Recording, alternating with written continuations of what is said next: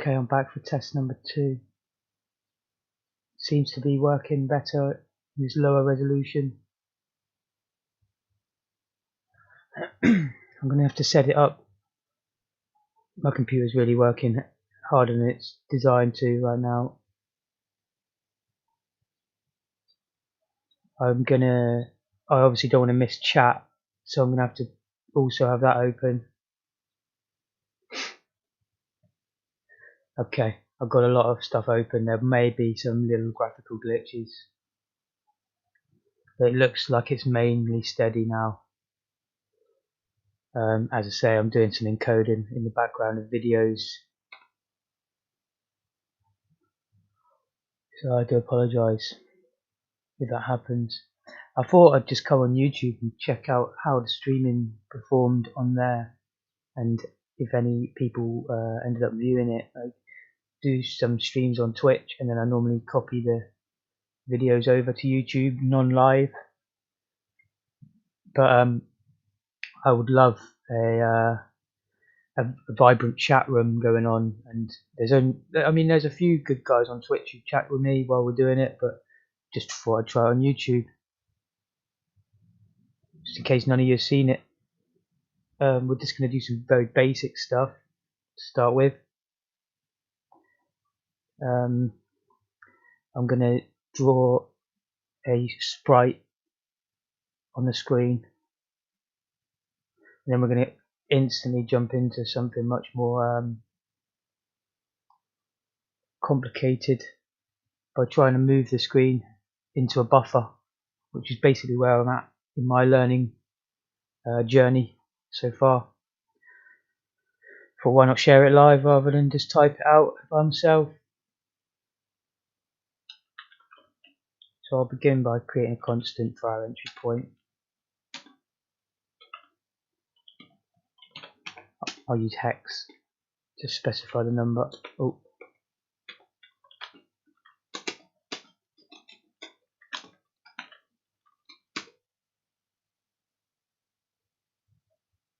What that one does, what that little piece of code does is just enable Pasmo to know where I intend to start my program from in the memory space of the spectrum, and then it tells the compiler where to begin, which is that number there, of course. The reason for doing that is when you compile it by going into your command line and then using the option tap bas with Pasmo, that will actually convert it into it will add a bit of basic to my code that runs it automatically, so you don't have to do anything like that when you load the game every single time you want to test it out.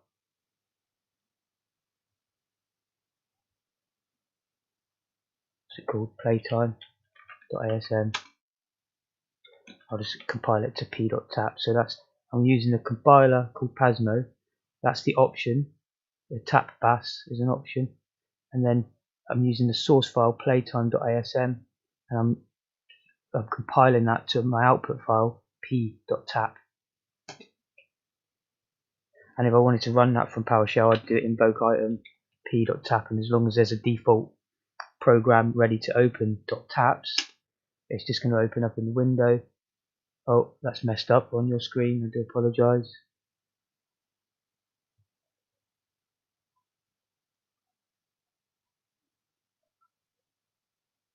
Let's leave him there like that, and now close him.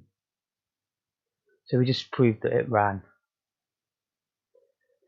Excuse me. Hello, Hindi. Just got your message there. Yeah, I'm trying it out on YouTube.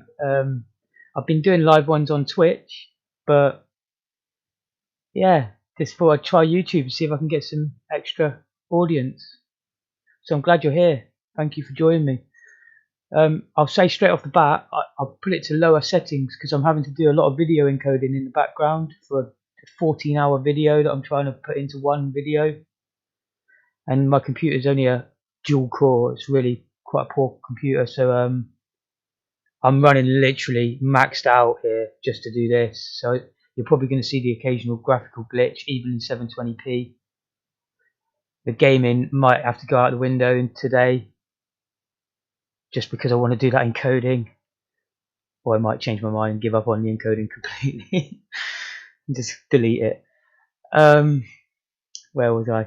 Yeah, so I'm literally going blind here with no notes. If you notice, when we compiled this beast, it still says bytes p.tap on the screen. It's just left that there. So the very first thing I do in my program is call the inbuilt function, which is at that address.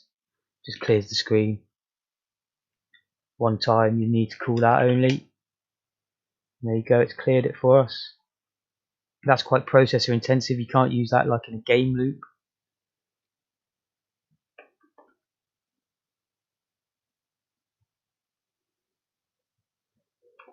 We'll need to create some sort of sprite here.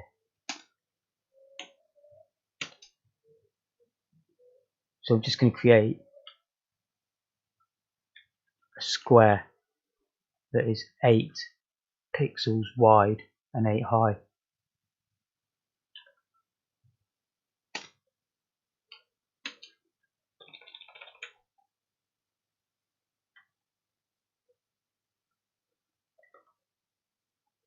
So in fact, let's make it a little crosshair sort of style thing.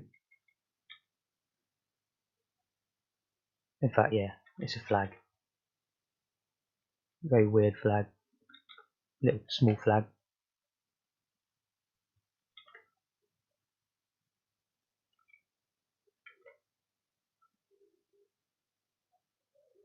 Alright.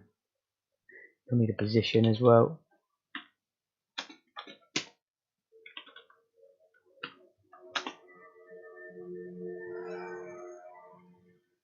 Oh, I can't do that one. Keeping you sane while working from home. Brilliant, man. What are you doing from home then, if you don't mind me asking? Is that like, I think you did tell me, or someone did.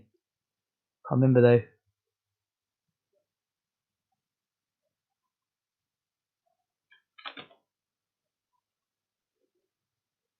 I love it, man.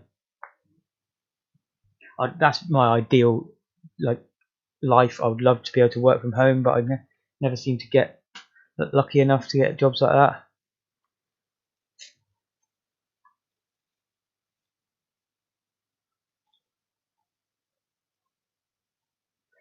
My niece, on the other hand, started doing. I used to do insurance for 9 years, and she started doing it sort of 4 years after I did.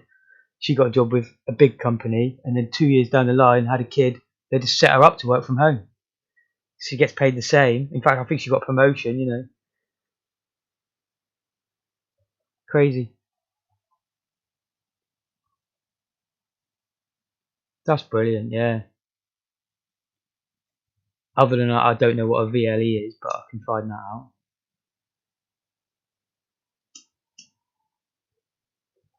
That's bloody excellent. Yeah. Good for you, man.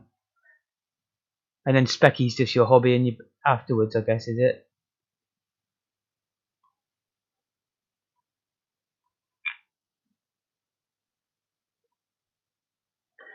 Make a little main loop.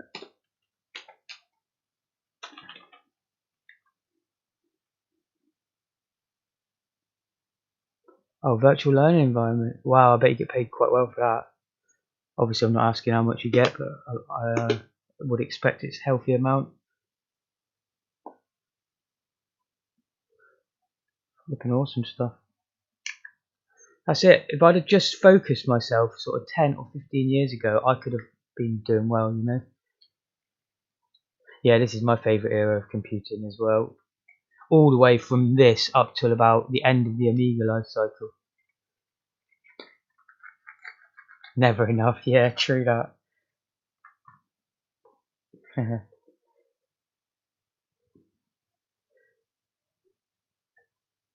know what you mean. I definitely know what you mean. But it's always good to have plenty. a plentiful supply.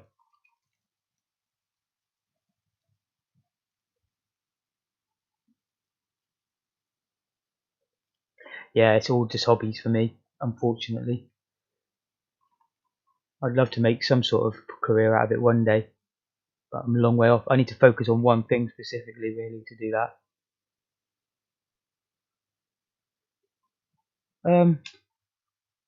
I wrote this double buffering routine yesterday, but it's literally 5,000 lines long, so it's not really, and it doesn't work 100% correctly.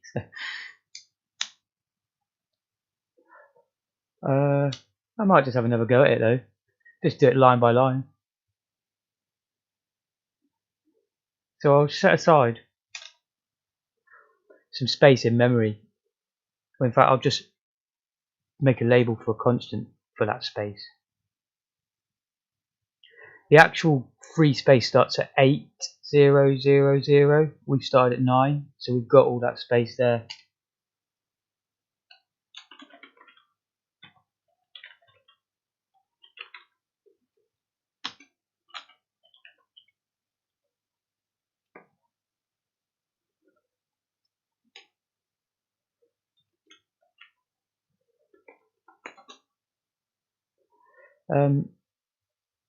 I was going to call it screen segment size, but I don't want to confuse it with my screen buffer. Maybe I should just call that buffer or vbuffer. Do that. It's basically my game area buffer, is what it actually is. Do you know what I mean? It's not a screen. Yeah, thanks, Hindi. It's just really mainly a bit of fun for me, you know. I know that I'm nowhere near knowledgeable enough to sort of tutor someone on this, but it's nice for some. There's always people on my level, isn't there? You know, there's always going to be someone at the same sort of level as me on this particular topic. You know, they might know everything about computers, but they don't necessarily know everything about a spectrum. Especially this memory layout thing. I mean, it's like a unique problem, isn't it? I've never really thought of it. The other day, yesterday actually it was, I finally learned the reason behind it though. I'd still struggle to explain it, but it's to do with, you have a 16-bit address for the screen, yeah, for a position on a screen, and because they've set it up in such this weird way, it means that you can actually ignore the lower bytes a lot where you wouldn't be able to otherwise. That's it, long story short, but you'd have to find a better expert than me to explain it any better than that. Up until yesterday, I just couldn't imagine why they'd done it like that. But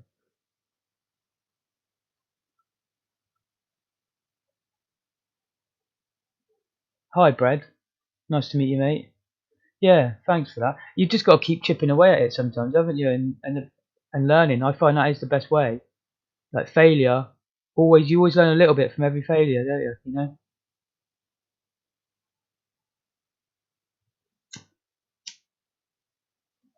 And I do learn a lot from just repeating myself as well. I find myself repeating myself a lot, but then the information's there a year later. I still remember it because of that, you know. So I'm going to call this game area buffer. Let's get into that habit. Play area buffer.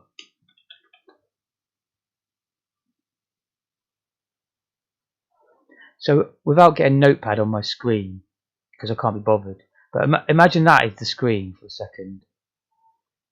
This is the first segment. This is the second, and then there'll be 3 more, you know, and each one would have 8 character lines in each one. I only want the bottom 2 segments for my game. This one I'm going to completely ignore that it exists for the buffer. It's not going to be buffered.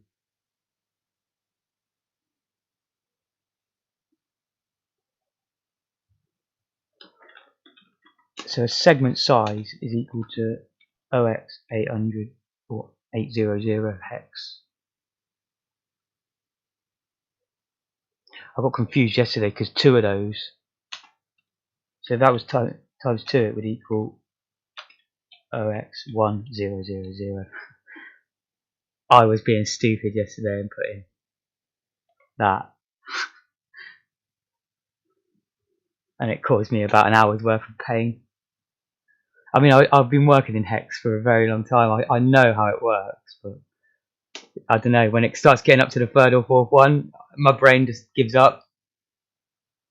Especially, I think I was working without them. I'd sort of neglected to include them. I don't know what I was doing, but it was late. It was like 3 in the morning or something.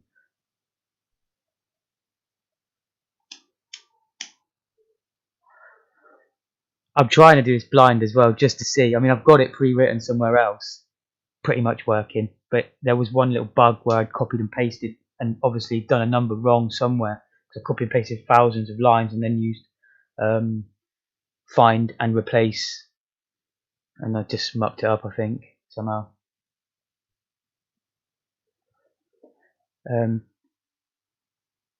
So instead of drawing straight into our video memory, which is actually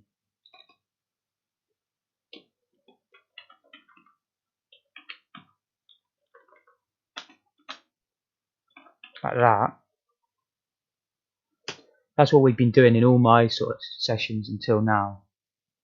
Just drawing straight there, and then hoping that enough halts can give us enough time to draw it before it gets to the next sort of phase. And it doesn't work for us. By the time you have like 5 sprites on the screen, you're done for.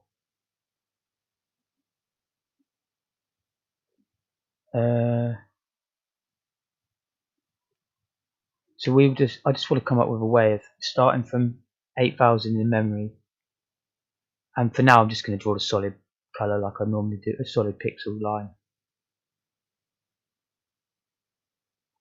But later today I'm going to come up with a way of making some sort of tile background, and because that will enable me to test this better.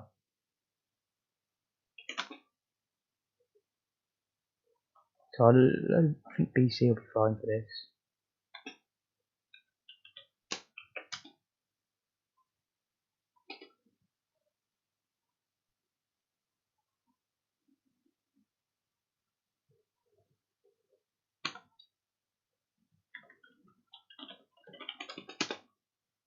Draw background loop.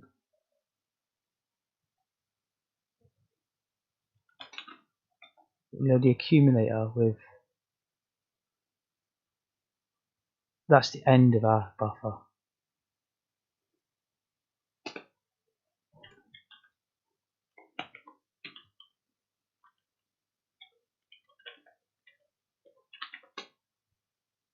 I'm going to be super sort of accurate and put UB for upper byte.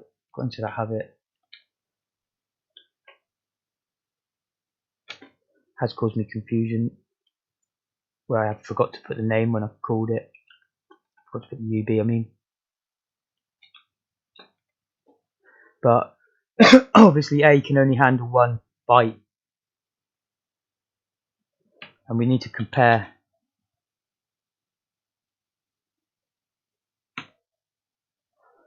So if B equals 90, we've hit the end of the memory, and we'll get out of there.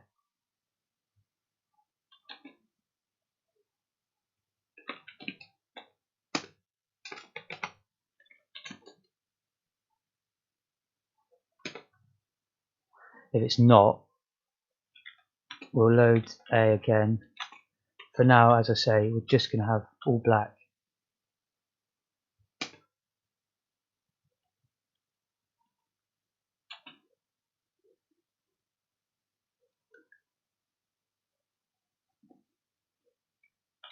I think I usually use HL and not BC there, but I don't think it matters.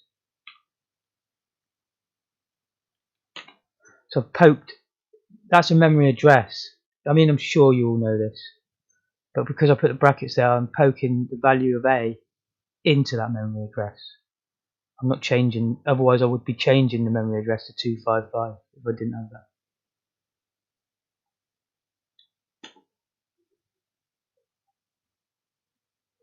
And that's it, just jump back.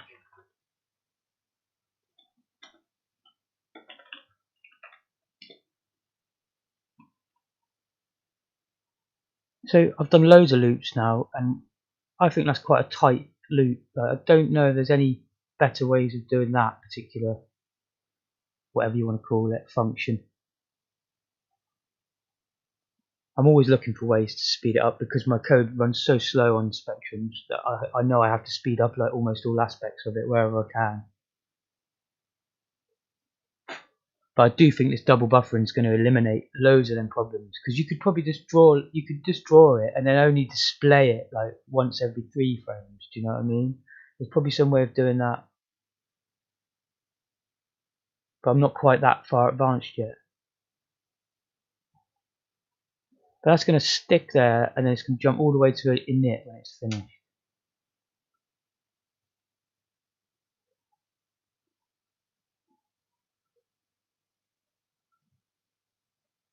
Unfortunately, to get the chat, it looks like my stream's performing okay. I had to hide all the stream stats because I just don't have the space, but it looks like it's doing okay. Right, so now our screen buffer is full with all ones, every bit. But the memory, obviously, the screen memory is still empty.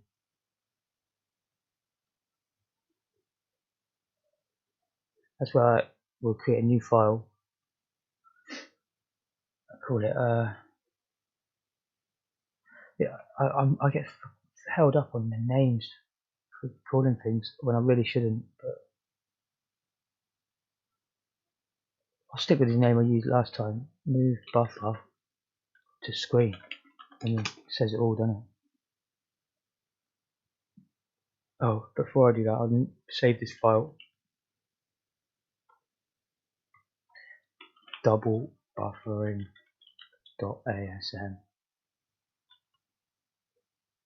Saved it in the root. Move buffer to screen. Right, this function here is flipping nasty. It really is. I'm going to bring up some of my notes because otherwise I don't even know where to start.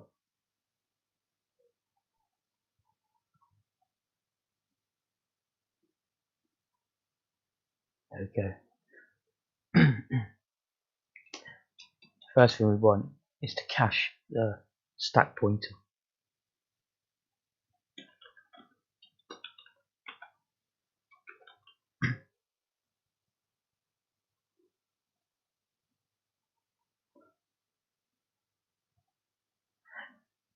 I mean, I'm kind of bad at coding, but I do have the odd eureka moment, you know.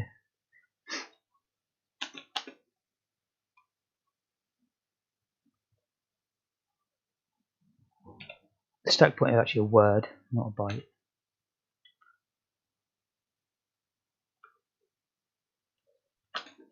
And the first thing in this function is just to save that SP. Sorry.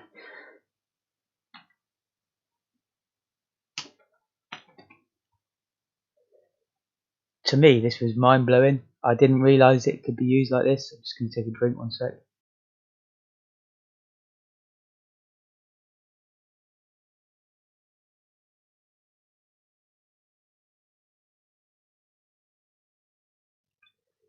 Okay, sorry about that. Yeah, it was mind blowing, this use of the stack pointer. I didn't think of it at all, so I'm so glad I read the book because I would never have even dreamt of doing it like this, and it opened my mind to a lot of the techniques. But we've just saved this.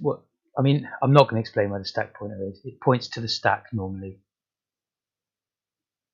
It gets incremented, or actually it moves down, so it gets decremented when you add to the stack in normal terms, and then obviously incremented to go back up when you remove something from the stack. What we're doing here is we're saving it so that we can put it back here later just before we return. In fact, let's do that.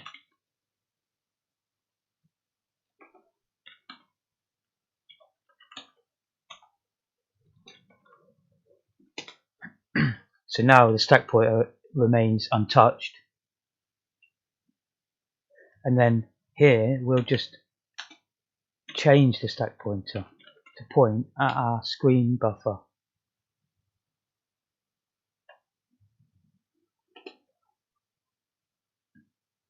what I called it, screen play area buffer start.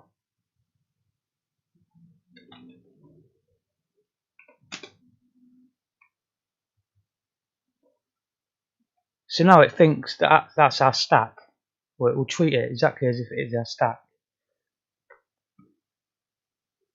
So normally you push something to the stack to save it, and then you pop it to retrieve it.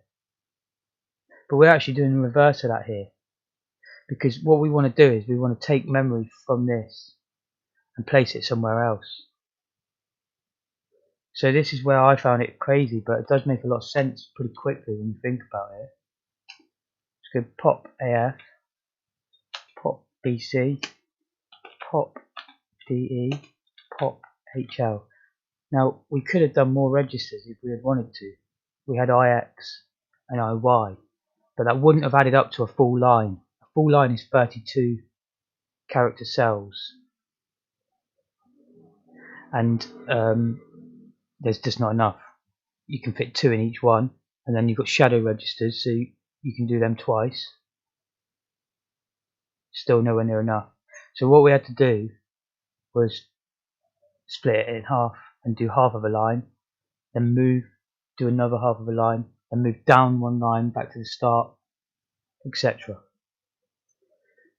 So I hope that makes sense. Basically we popped 8 bytes from our memory into these registers in order. Then we're going to do 14. Okay, so the screen, I'm going to actually only have 28 cells visible in the screen. The rest of it will just be grey, or whatever colour it's white by default, which looks grey. That switches us to the shadow registers.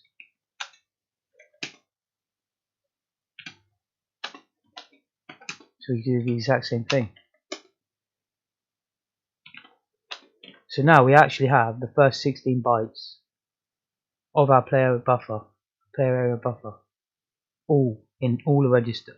We actually have it in registers in the processor.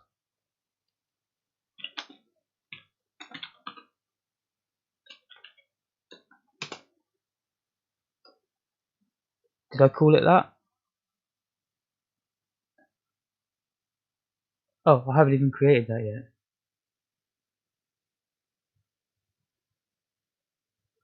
Seg1 is of the screen memory is at 0x4800.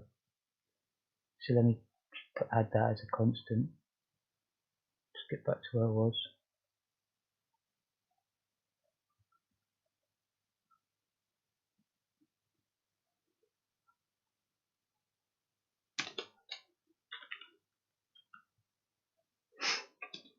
So seg0 is equal to 0. We don't need that, but it's just there for demonstration. Well, it's not equal to 0. It's equal to that. The same what we've already got where it starts.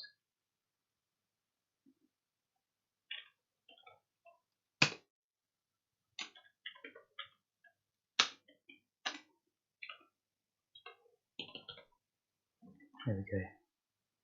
Delete seg0. We're not even using it anyway. We're going to only use segment 1 and 2. Segment 0 will be at the top left completely blank for our UI.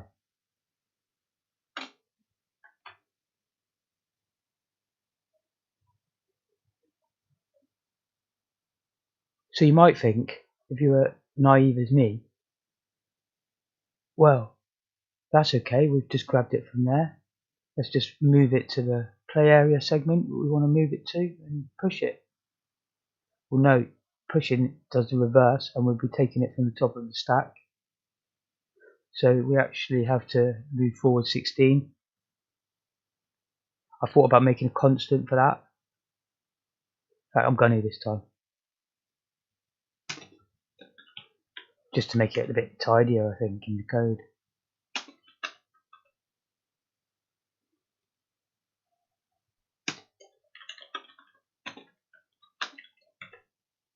And also, if we do want to change that, it's going to make it obviously a lot easier.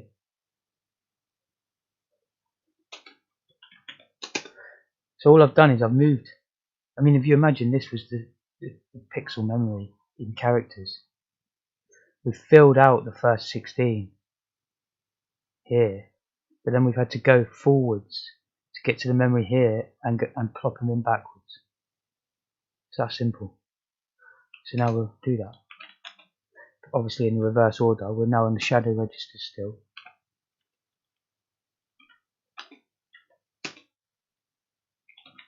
Oh yes, I'm only going to do 28. So don't use AF there. So now we've got 7 times 2 times 2.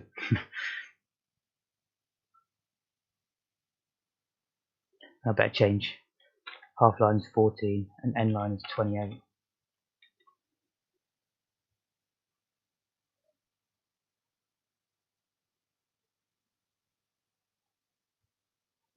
I'm very happy to see there's not been any errors in my stream. I might do a bit of gaming later then in that case. I thought it was going to be losing a lot of frames. Like obviously on a text it's okay if it loses frames because it doesn't change every frame, but I thought I wouldn't get away with gaming. I think some lightweight gaming I can do. Because I was doing this for several hours yesterday as well. But I'm going to continue to have a crack at this.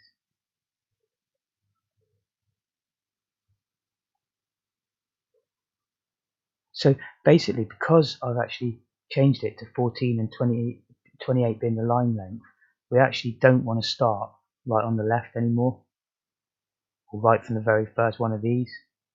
But I think we'll leave it for now, and it just means it won't be centered the screen. So it'll start immediately on the left, and then there'll be a huge quick gap on the right.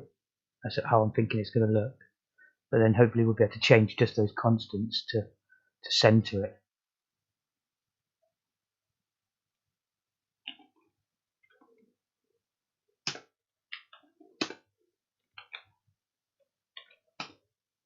I was surprised at how mega simple this actually is. When I first read the examples, unfortunately, like I didn't understand it, but it's again learning from doing, because as soon as I started piecing it all together and actually trying to do it, I started to understand exactly why they were calling these instructions. What we've done there is half a line, isn't it? We've done the first half a line now. We've moved it from there into there, or we've copied it. So just to finish the line off, and most definitely I'm going to comment it, because this is almost a carbon copy of the stream I've done on Twitch so far yesterday, but maybe a lot of you didn't see that. But here we're doing char line 0, and we will be for a bloody long time. In fact, it's so much code just to do one char line. I'm going to do that so we can easily find it.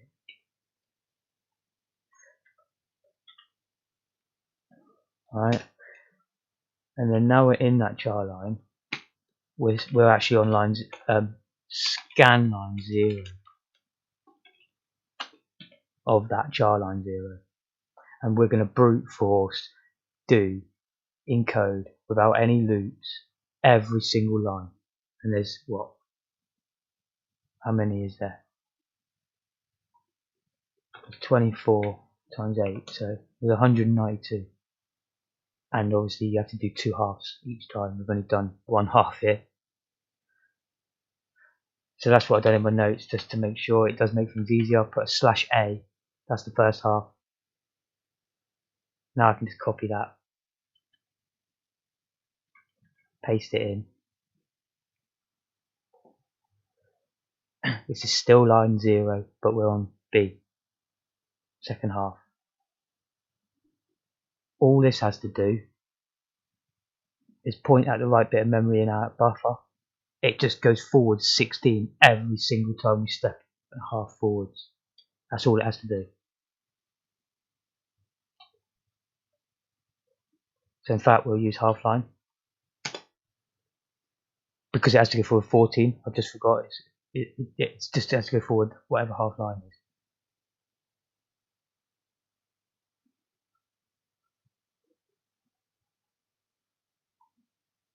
And this in the second half part, this will always be the end line, and that's it. That's the whole line done.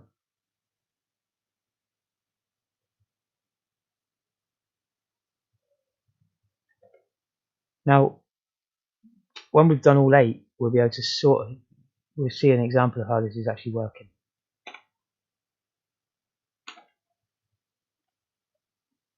Okay, so all I've done was change the comment there. I'm gonna be clever with the way I word this, because I want to be able to copy and paste and use a find and replace. So I do need to be clever here.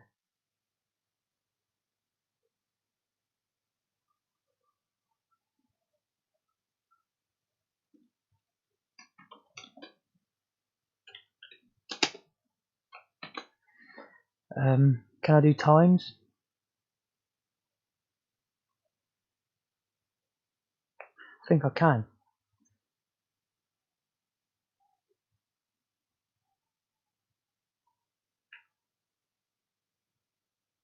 That's always the same.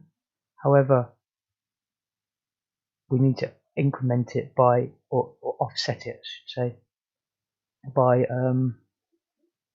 whatever the value is to move down one line, which is 256, because of the way the screen memory works in the Spectrum. It does the first line, then it skips down to the first line of the next character for 8 times, then it goes back to line 2 of character 0. So that's actually 256 bytes down in the memory. The best way to do this, for me, is to copy these constants in.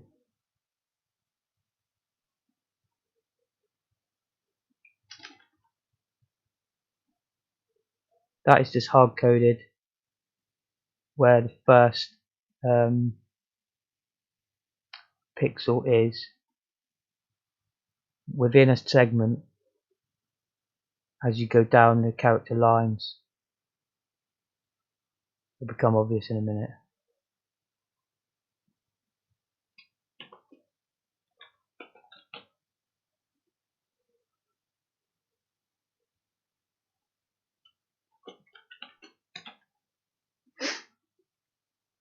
Alright.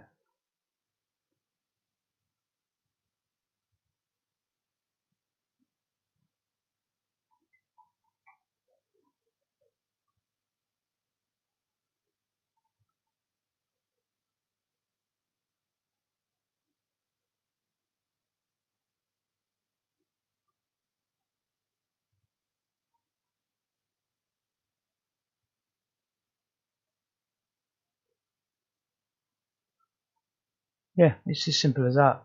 So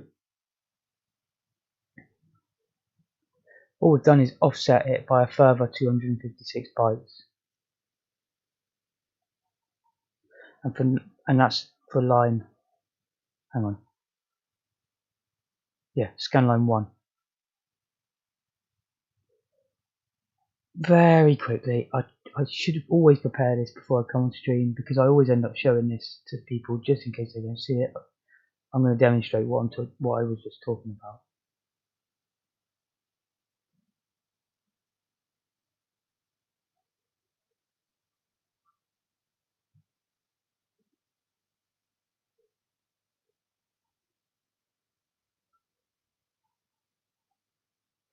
Hopefully this shows up in the stream without me messing around. I wrote a file, just draws them in. There we go. So as you see, it does the first line, then bang, it does the second line of each one. That's 256 later. And by the time it gets to the third one, it's now 512 from the start as an offset. Luckily, after it's done all 8 of them, it goes to another segment, so we can just offset the segment instead, and the rest of the logic is the same.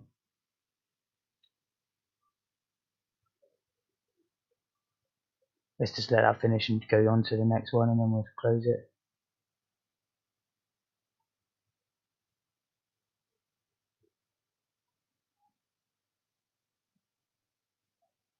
There you go, see? There's the very top line of each character. Like that.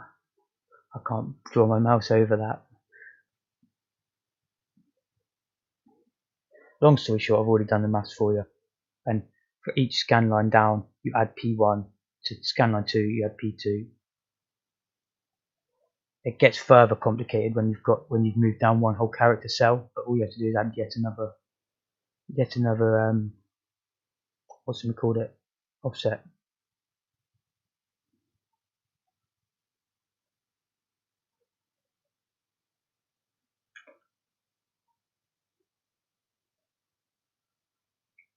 I'll try and race through all 8 so we can at least draw this one character line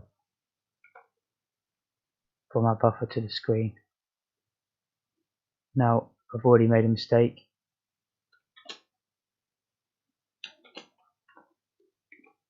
That should be times 3 now. That should be times 4. That should be times 5.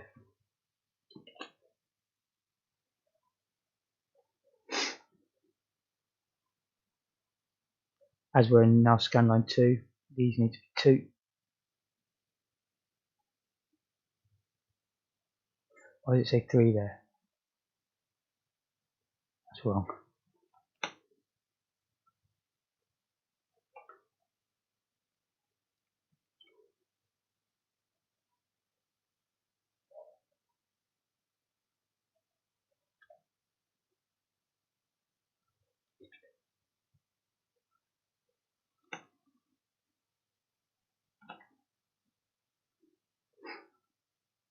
So it was on 5, move up to 6 and 7 for those.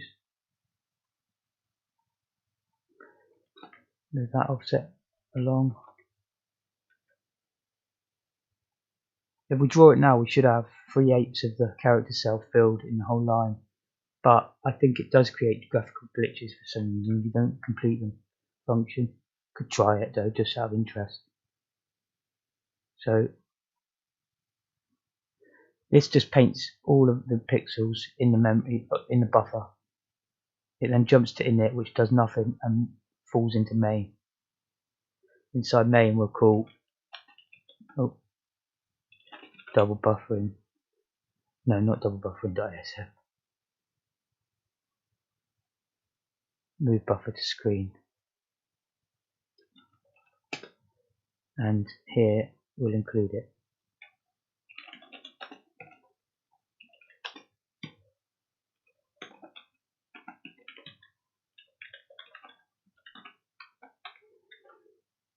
It's that straightforward for that. So if it works, that's all we need. I'm pretty sure I added the return already and the stack point I've got reset back. Whoops, didn't compile.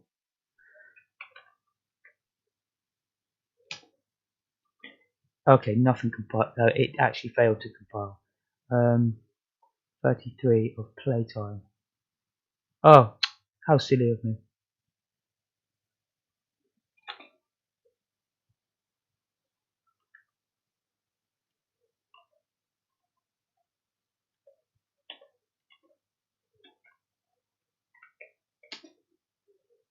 Still not happy. Line 20 of double buffering. Oh dear.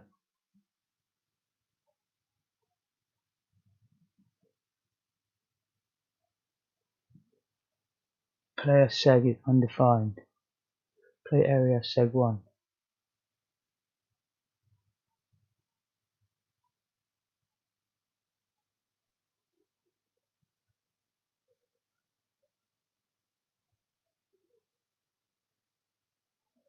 Oh, hang on, I've got loads of them, haven't I? Let's just change the constant name.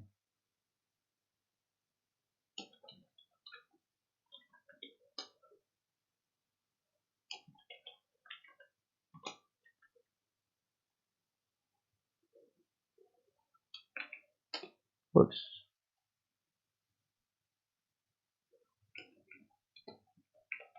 There we go, compiled, but we get all sorts of weird glitches going on.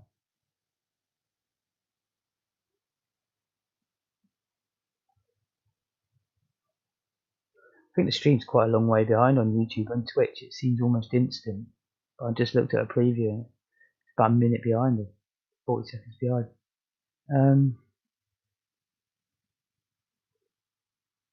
I noticed this glitch when I was doing it before, and if you put a halt in main,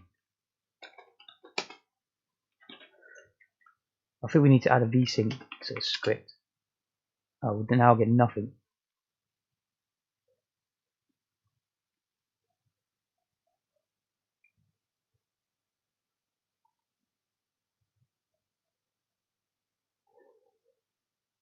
Oh, it's boiling in here.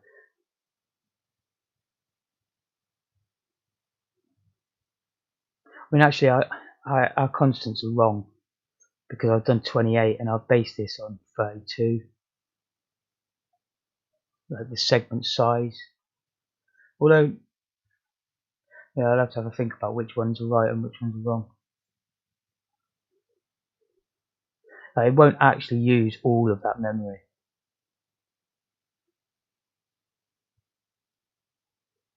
Because 4 bytes of every line are not used. Well, we can still draw to it though. We just won't draw that to the screen.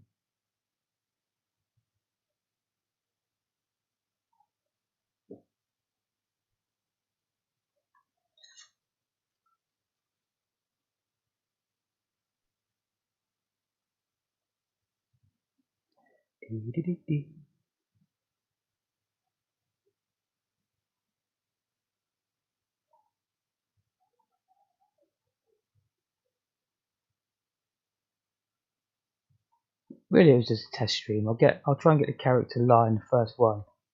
I've already done this code elsewhere, and it is available on GitHub. The full code.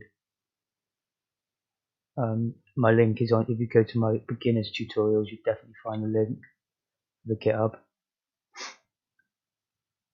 There's a few versions of this on GitHub. If you look through the version list, and some of them are working perfectly, some of them aren't.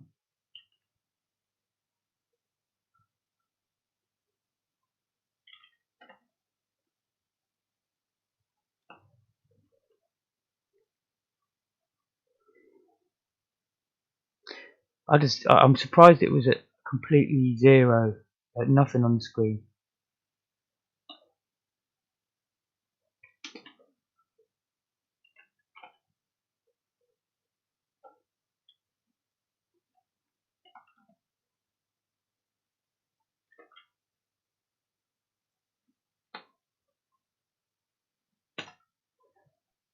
I've noticed with assembly, to be quick, it is always a lot of copy and paste. I used to write like loops.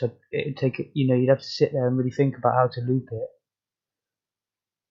But there is no way of doing that loop without using the processor. This doesn't use the processor. It's all pre-stored values.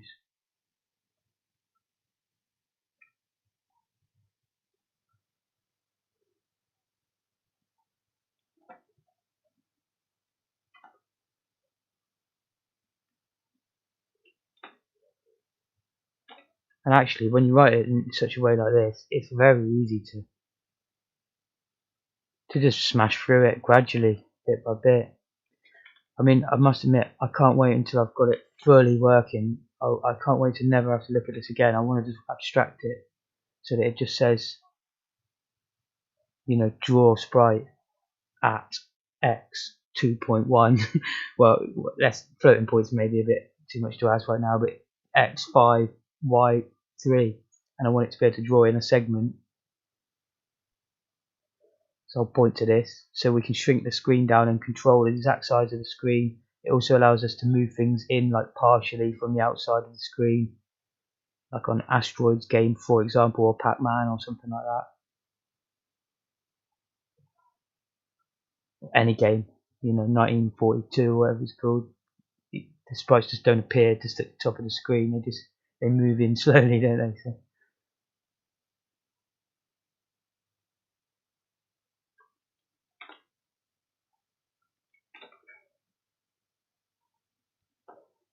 if this doesn't work, which it should do, it really should, because it's a copy of my working code pretty much.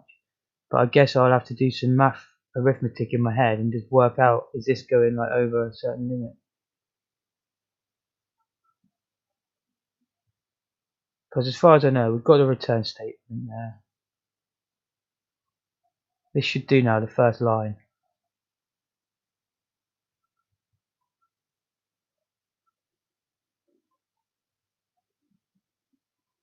I'm a bit baffled as to why it didn't show us anything in there when we run it a second ago, and it still hasn't.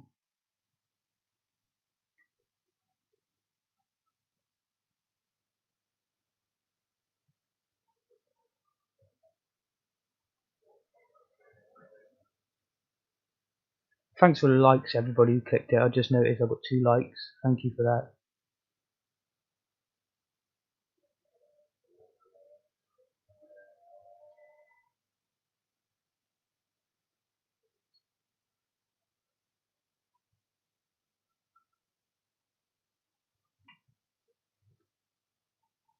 I'm obviously missing something completely daft here.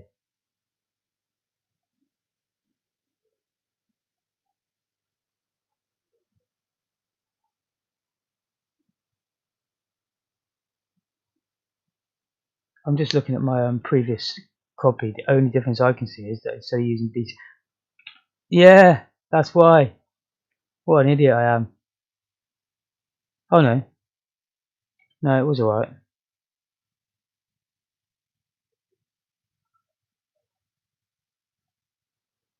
Although again, I do this in my other one.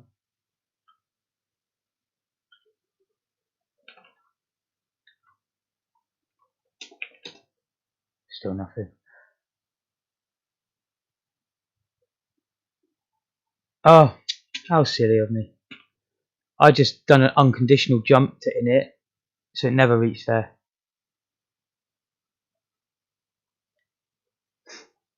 That was very silly. Little mistakes like that I make all the time, but they're just almost typos. Oh, it still hasn't worked. That's actually shocked me now.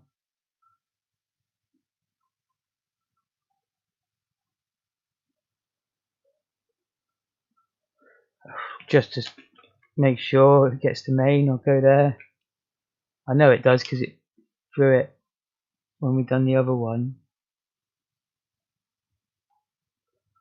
Why is that blank then?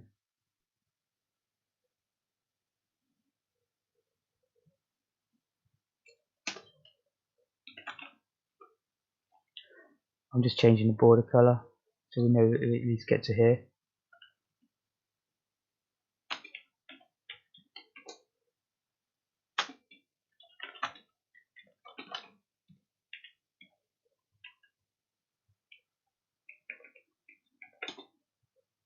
Oh, we're not getting to there.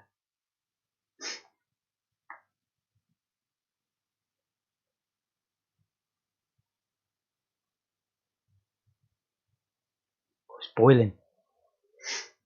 I normally have my windows closed when I do the stream because you get all sorts of dogs barking and motorbikes, whatever else, kids playing. But like today, whew, just had I've got it wide open. I'm still boiling.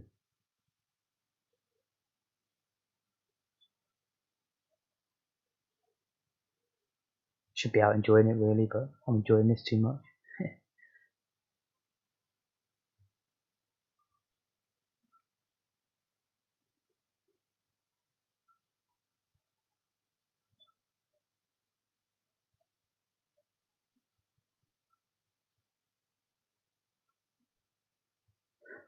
Let's try just load H with the upper bite of the play area.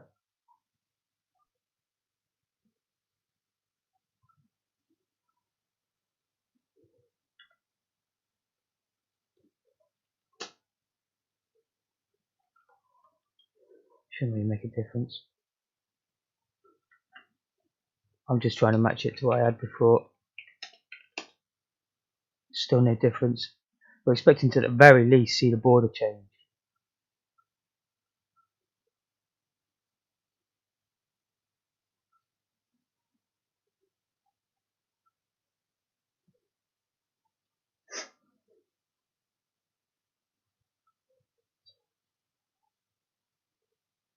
Oh,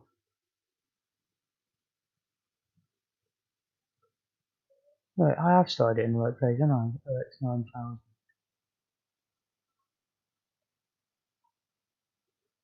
Just, I don't think that's the solution, but I'm going to try it. No.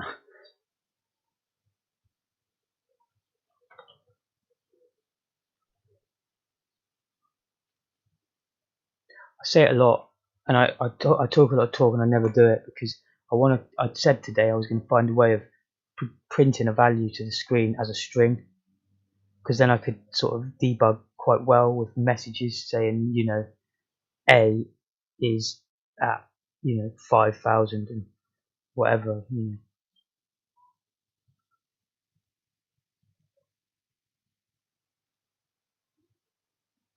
But I tried to print a value as a string, and it's insane. Like I can do it in C and all that because there's like functions for it normally.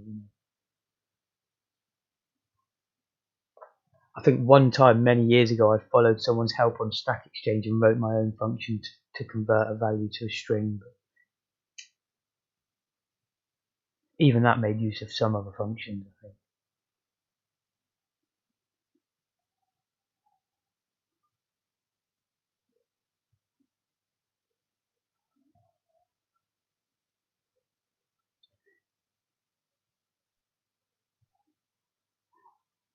I'm going to try renaming this to make sure it is this it's calling. Oh no, it's not even getting to here, is it? Oh, haha, what an idiot I am. I'm an absolute moron. Sorry if anyone was watching that trying to learn from this because I've just showed you something completely wrong. You don't need to load A with your value. You can poke it directly in somehow with HL because that's a constant. I didn't think you could use constants with anything other than A, but you can. And then you have to increment the pointer. So we were getting the first pixel only and then never getting any further. Alright, now we've got something at least going on. Not what I was expecting to see though. I think that it's drawing the whole line there, but for some reason it's not managing to. Because there's really no reason why it shouldn't, why they should be not drawn.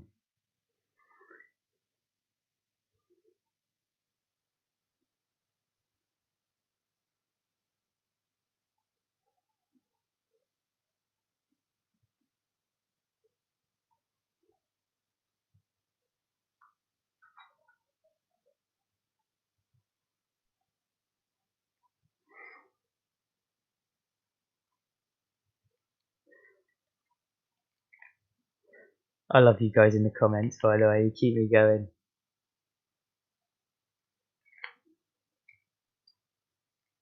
Because to think that someone actually thinks that I've got a good talent of it is brilliant for me. I'm normally the guy just pleading for help, humbly. But now I'm sharing it out, sharing some love back to the community. Just taking a pause to roll another cigarette. I do smoke like a Czech train at the moment.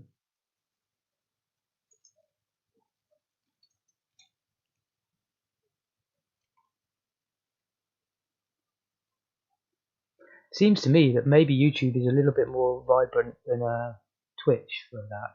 Although I do like Twitch as well, there's some good people on there. And it's the night time normally I do it on Twitch. So.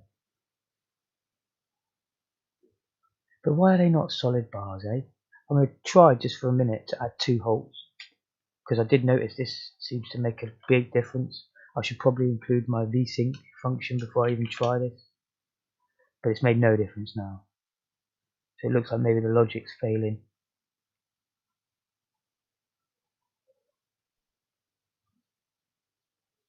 That's the correct place.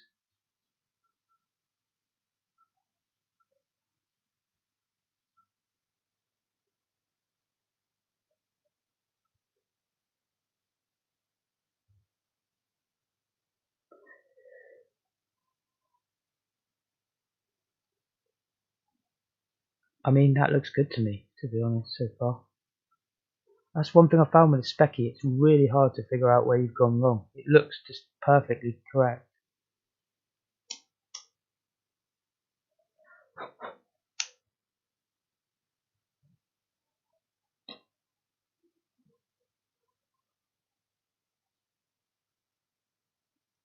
How long have I been going?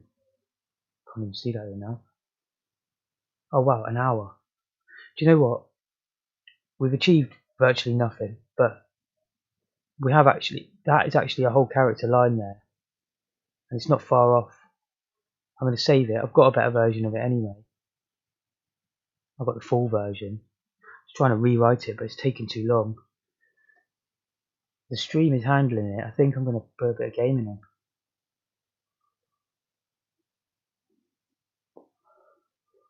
Jump back in there later, maybe. That's the key. That's the next like, big challenge for me. This is like my Everest at the moment.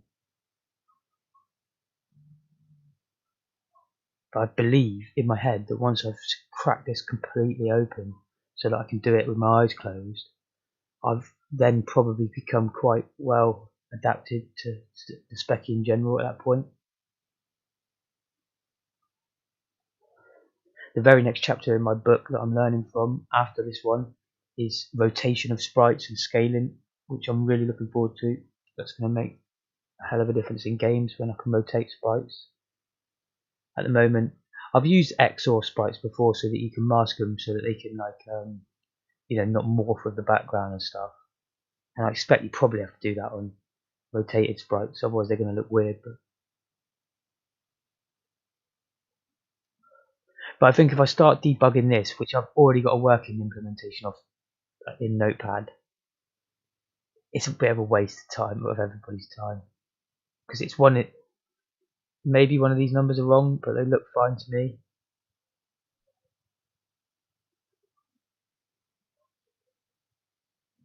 We haven't, we have got that far. I wonder why it came out like that though. It's really annoying me that it came out like that.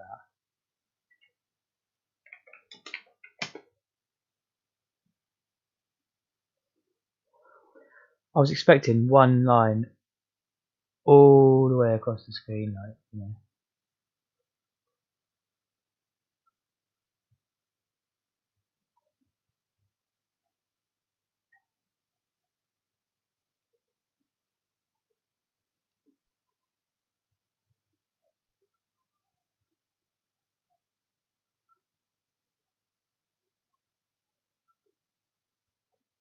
This is different to how my working one is.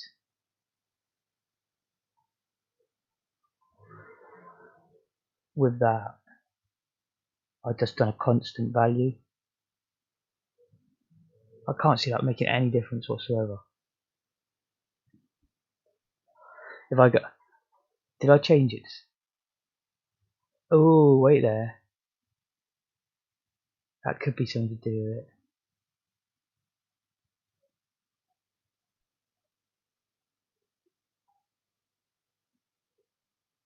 No, it's not. It should just do what I said and just start from 0 on the x-axis and draw, but then run out of time at the end because we're only doing 28. We're only doing the one character line anyway.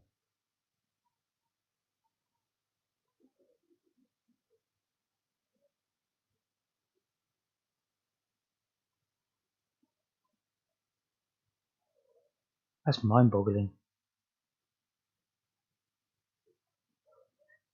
What's really weird in my head is that them bars are solid, they're not like distorted. So it must work to go down the line.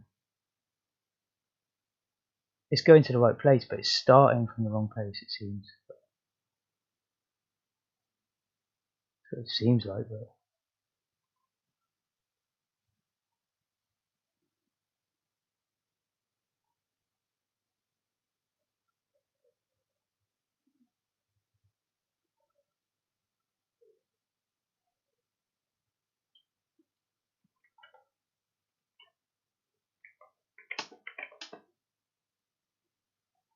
Exactly the same.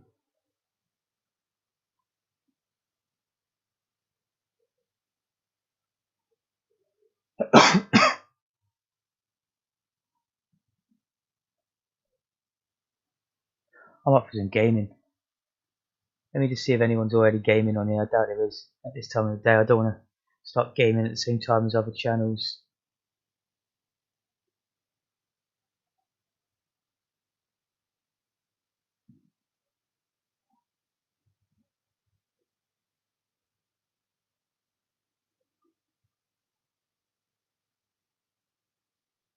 My internet is so slow when I stream. Oh, that's funny. I'm at the top of the page.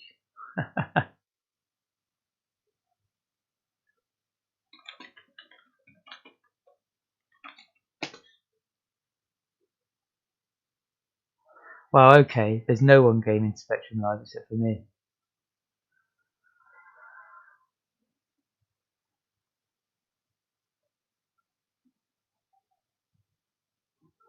In that case, let's do this. So I'm going to sort this problem out behind the scenes. Oops, I've just closed it now. So that's the end of that. It's time for some gaming.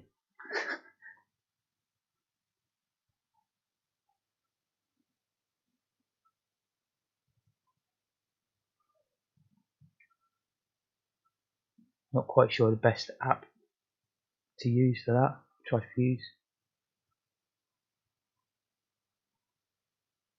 It's all over the place, but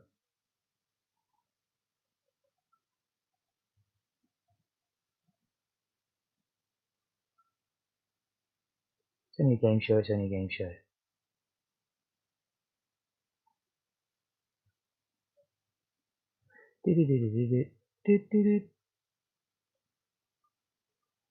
Excuse me for all this. I normally do have this sort of stuff sorted before I start. That'll do.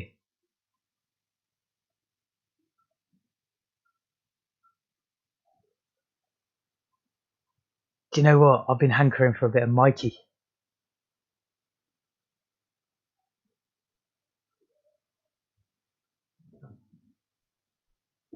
Controller.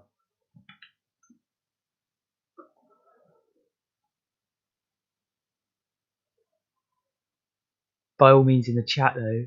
Hello Adam, man.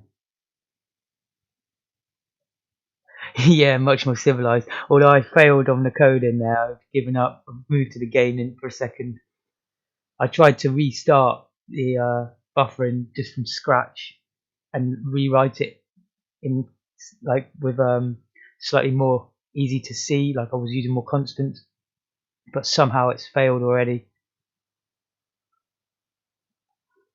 I'm going to do some gaming and then at about lunch tea time after I've eaten, I'll try and sort out the problem and come back with like an improved version of the coding, because I'm really keen to get as much coding done as possible actually, especially on my days off like this.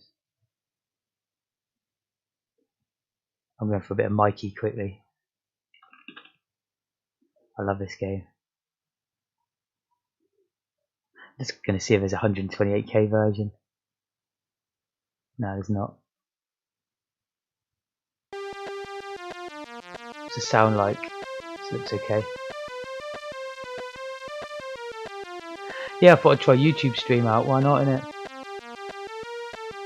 Seems actually much more vibrant, I'd say, actually. Like, there's a few more chatters and maybe a couple more views as well. A couple of likes. Can't complain.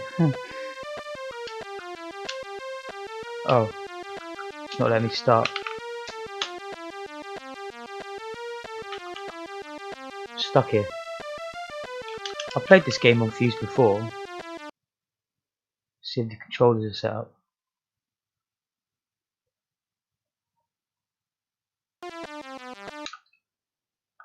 Okay, that seemed to work. I love it how he's reversed his name. I just don't get that. I love it though.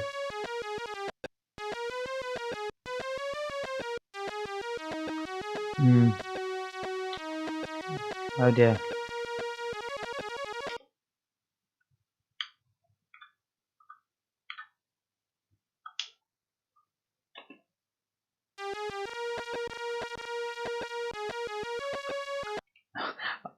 It doesn't work properly on this emulator.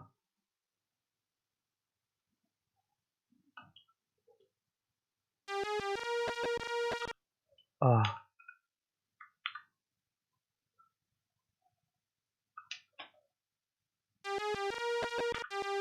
Try that. I just put it to the left on the joystick. Yeah, it works. Oh no. Oh no, that's space bar. I can't have that. Alright, kill me.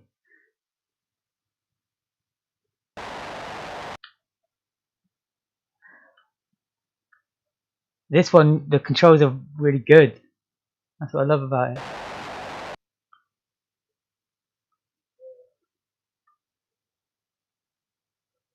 How many lives have I got? Come on. I've still got 2 bloody lives. Come on, kill me.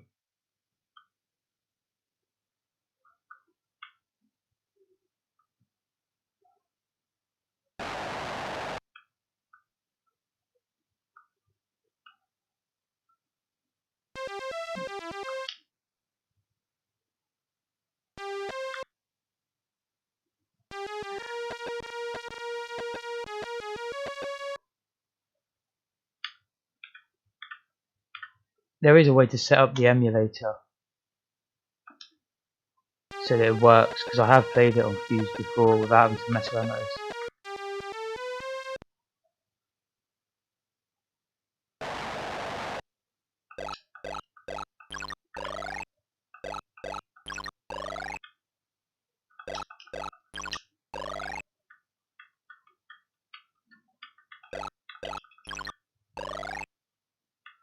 Ah, no. I have to say, the Commodore one is just slightly better. This one does control a bit better.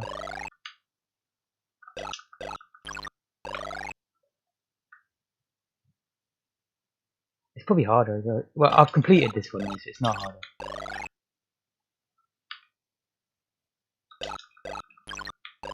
Oh, I tried to sit down, but I was on the wrong pixel.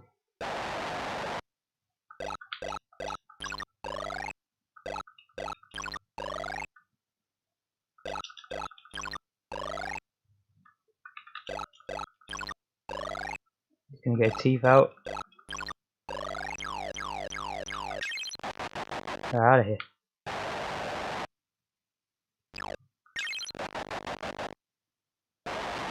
God, it's this room.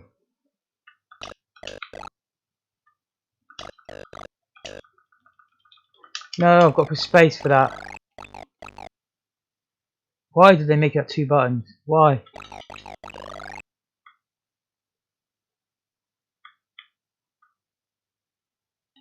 No! Silly me.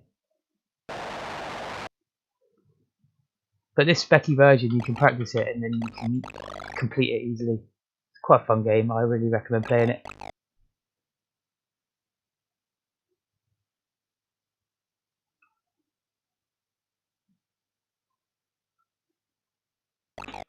Oh, wrong button.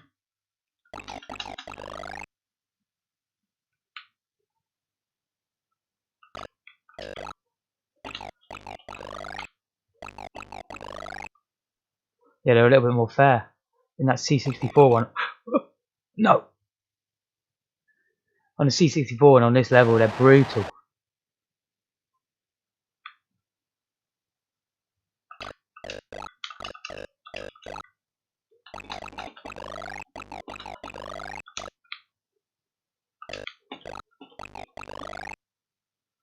No, I got stuck.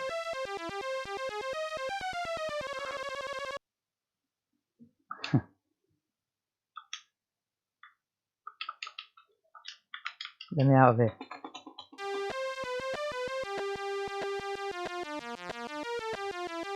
Got to beat that top score.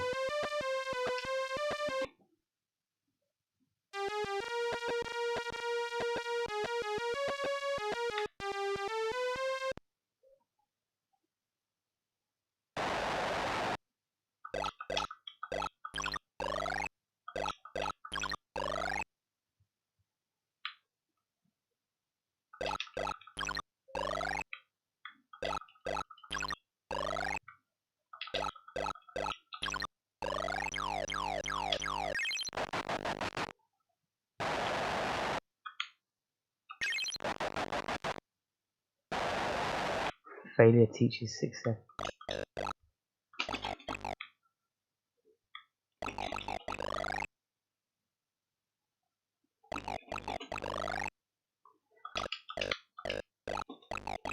Raid them lockers, Mikey.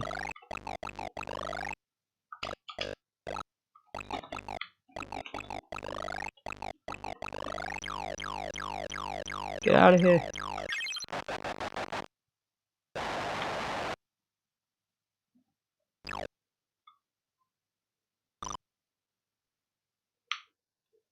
Ah! No! Didn't press the button in time.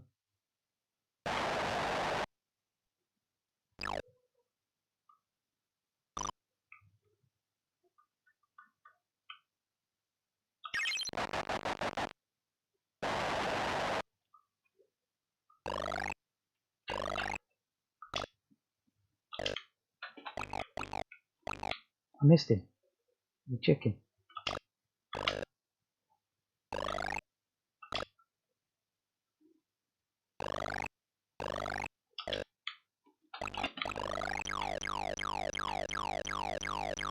Go away, Taphead.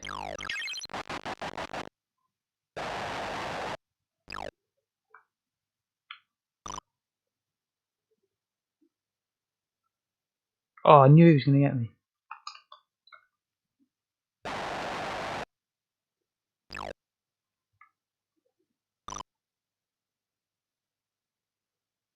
It was nice to me that day.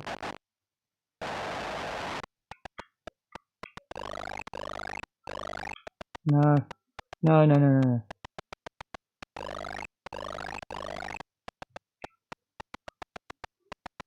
Go, Mikey.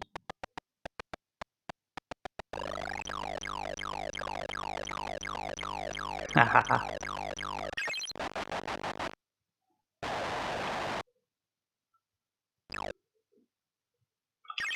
Nice.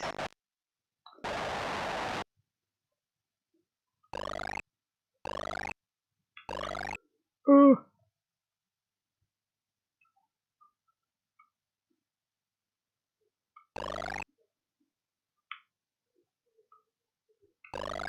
My girlfriend's Betty Boop.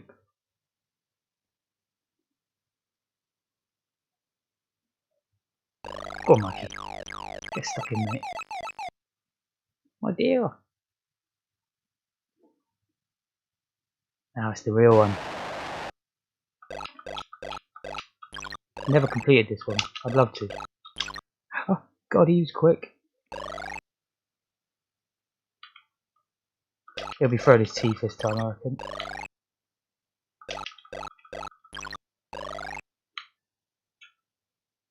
Get lost, mate. Get lost.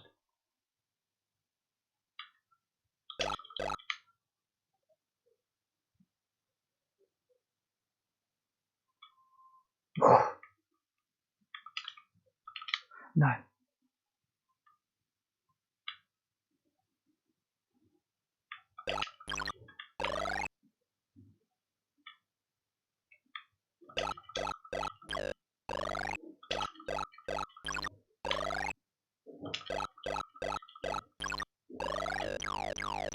Let's go. Still got 3 lives. I just knew it.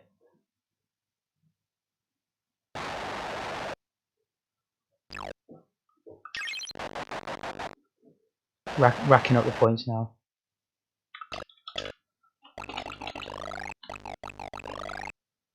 Oh, the controls on the Specky one are so much nicer.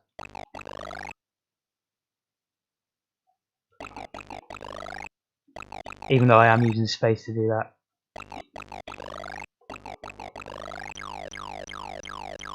On the C64 they came up with a way that you could just hold the button, but it was rubbish.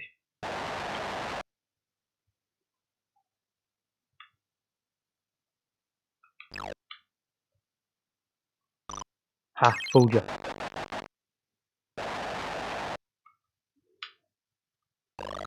This is as far as I've made it on this loop.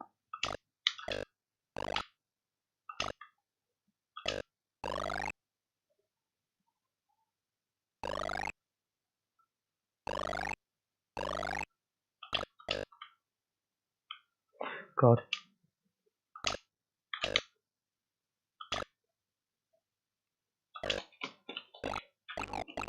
Go on, lad. Right on.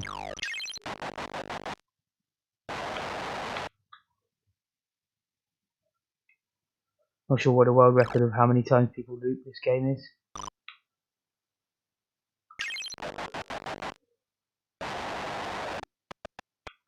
I've never managed to loop it completely. Oh no.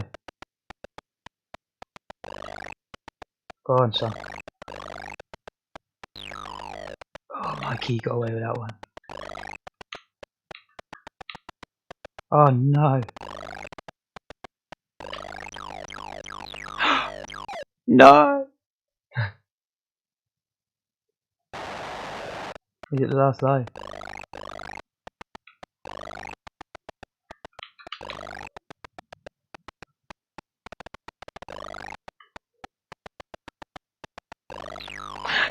Why did I do that? Ah.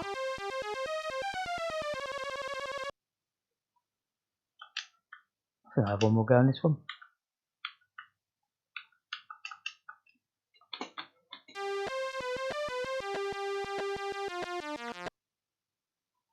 It's great music for 48k, isn't it?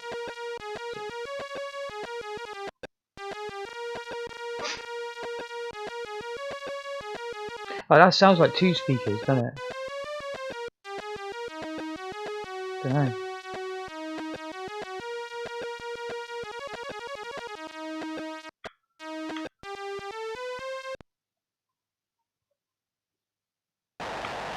Oh, it's horrible going back to loop 1 though. You're like, oh, a long way.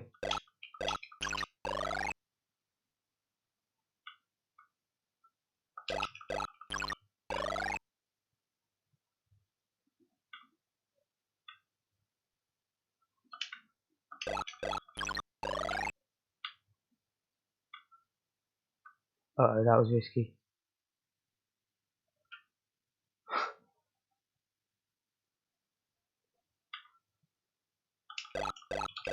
No! Tried to be a bit quick.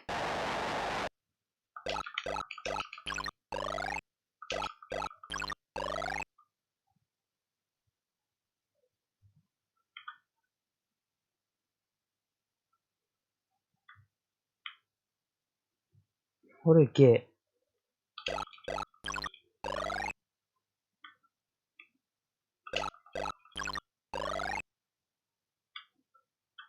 And then he comes to me, of course.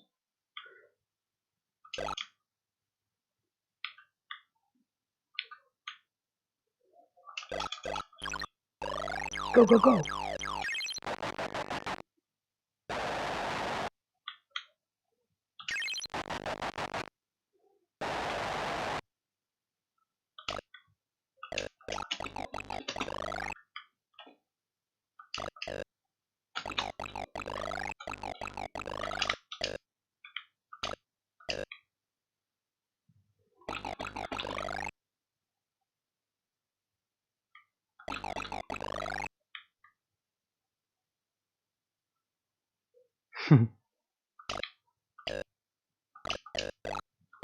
Get in.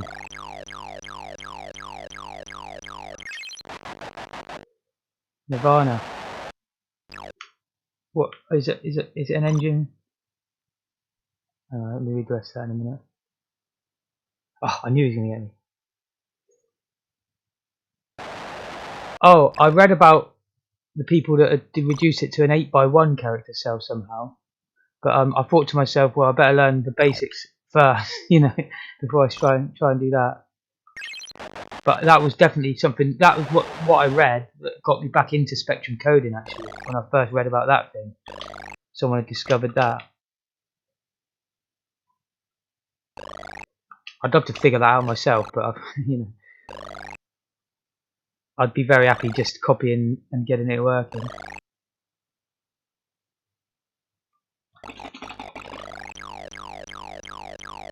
Oh, yeah, I need to look into it. Wasn't it a Spanish guy from memory, a Spanish lad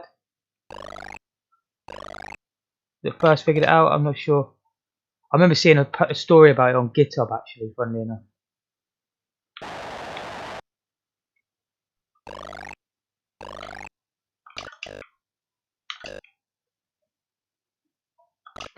Even making a game like this would be so entertaining for me though. I don't care about monochrome graphics. I think the graphics are pretty cool on this. There's no like colour clash, and it all works. You know what's going on with it.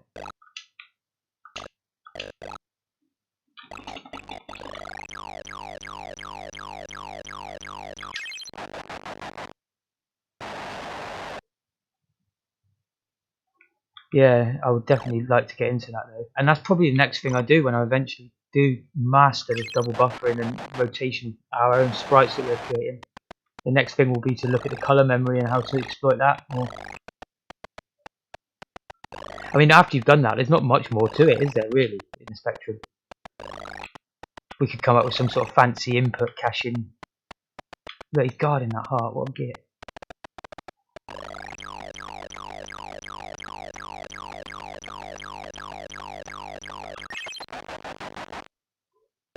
Yeah, it's a cool school to go to.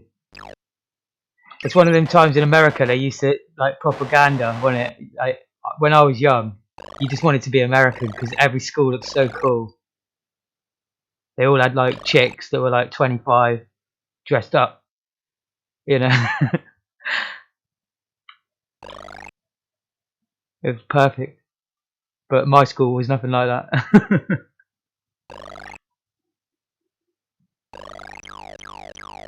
Get in. They've even got the USA flag as your lives.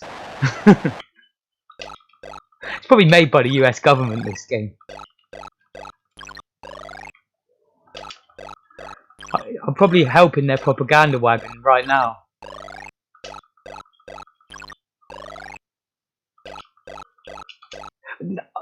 Oh, I forgot it was on the harder setting. I thought I'd be able to sit down in time. Oh, that's enough of Mikey. I give this 10 out of 10 for a Specky game. I really do. If you just want an arcade coin-op feel. I'm going to let the music annoy the hell out of everyone while I roll another ciggy. I will turn it down a little bit though.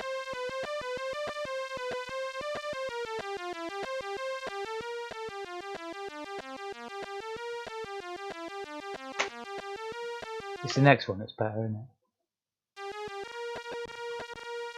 Yeah, it's a good simple game, it is.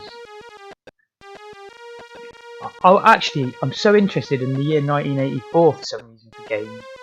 Because I think it was Tapper came out in 1984. And I was like, that had to be the best game around at the time. But then this was around.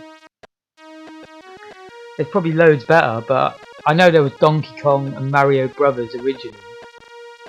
But other than that, I mean, I'd actually rank that above Mario Brothers personally, Mikey. But obviously, I'm not talking about the Spectrum version now. I'm talking about the arcade cabinet. I mean, as a franchise, of course, Donkey Kong and Mario are mega. You know, I'm not trying to knock that. But Donkey Kong itself only has like 3 levels in it, doesn't it? They just loop over and over. That has a few more, and they seem a bit more varied to me.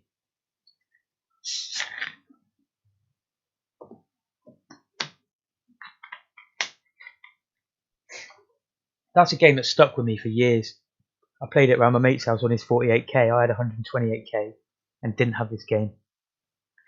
But this was one we used to play when we were at his house, so it is a good game. You know, we only used to play the decent games. We used to have quite a lot of games between them.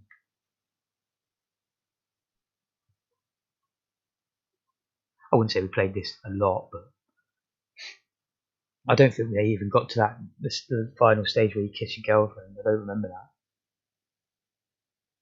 But I've got every game here. The problem is I've got so many that it's hard to see the good ones.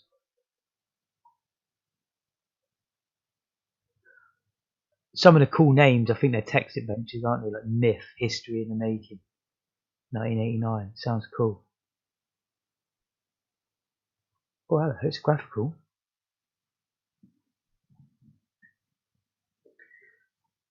Not ready yet. Have you ever played this one? Okay, Fuse is a bit of a bugger. with the joystick.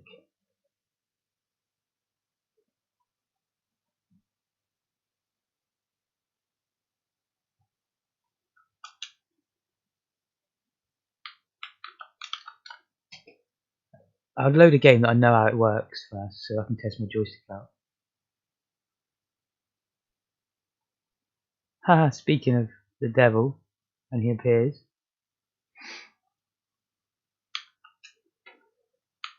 Haha. Right, my joystick doesn't work. Let me just keep flipping through some settings until it maybe works. Nope.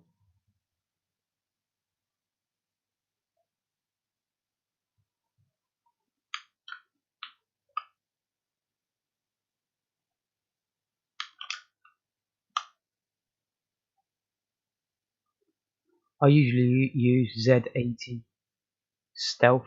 I might just jump back in that in a sec. Yeah, this is a pain.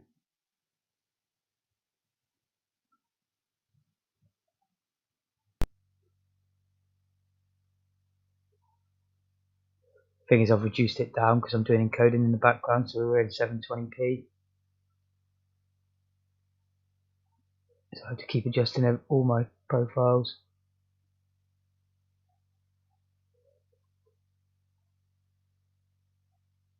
That'll do. That'll do. Or that. Oh my goodness, I've just ruined everything.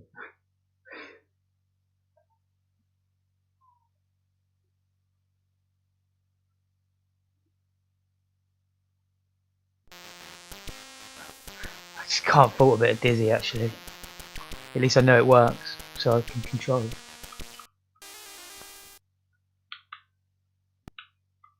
Okay, that doesn't work.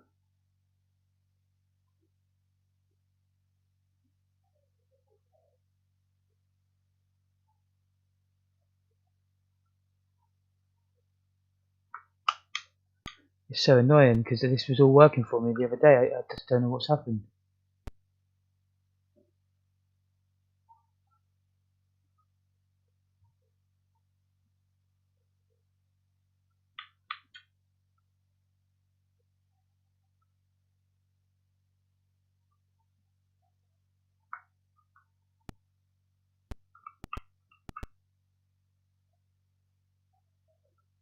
Like down is right and left is up.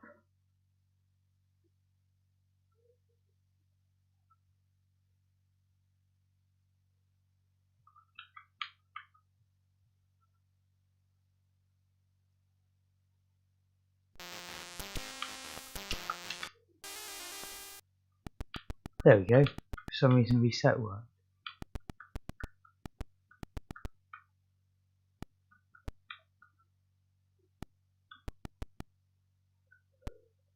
I genuinely think died already.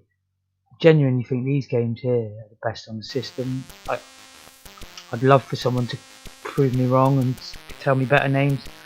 The ones that I have had suggested, and I've said this before, I'm not trying to be rude, but they're nowhere near as good as Dizzy. Like, you must be hating on Dizzy if you think that's better than Dizzy. Like Magic Knight, no offence, it's nowhere near the Dizzy games. It's a valiant effort in the design of it. Trying to do it a bit different.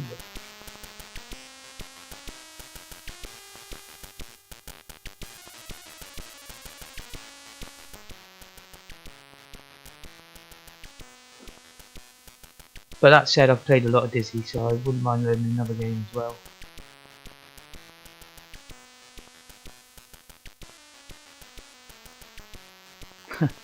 What's this? I've never seen this one. Fairly difficult mission.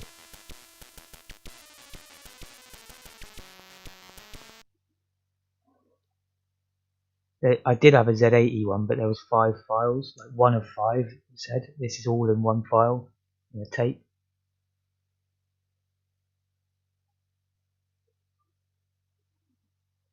Hopefully it doesn't take too long, and hopefully when we get there it's not a text adventure.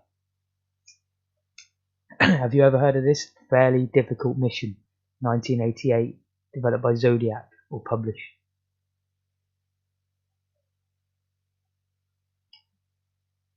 Here it is.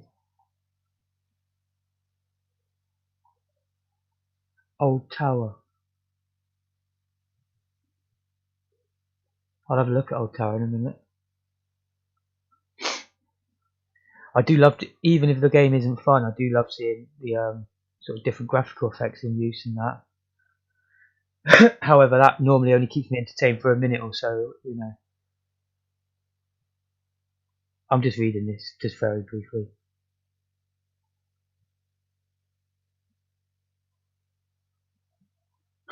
Or How I Learned to Stop Worrying and Love Dubious Hermits with no vowels in their name. It's an adventure game, isn't it?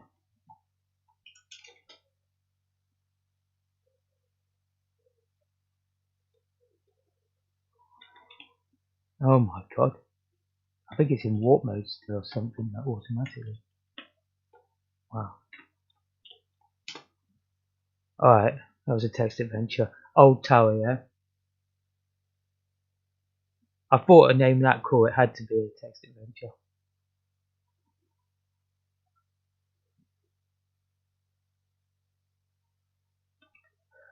Old Tower. Do you know what? I haven't got Old Tower.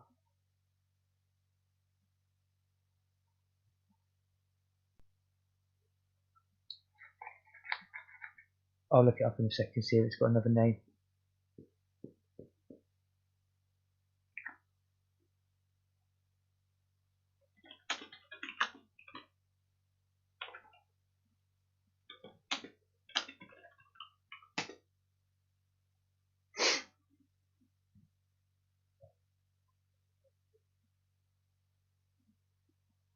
Old Tower, there we go. So funny that it says it's supposed to be virtually every game. You've just managed to find one in the list that isn't there. Oh, maybe is this a homebrew? Oh, it's from Russia. That might be why.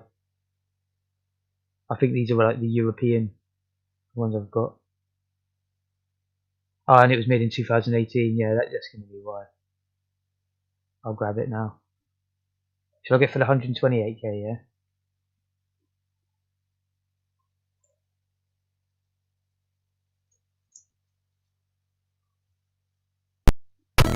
Oh, well, it's playing in the browser.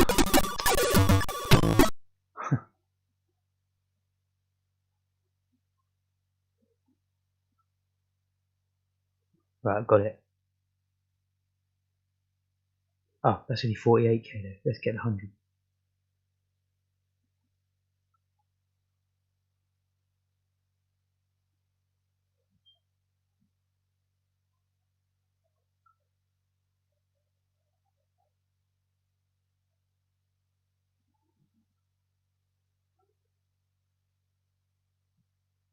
Old Tower. There we go.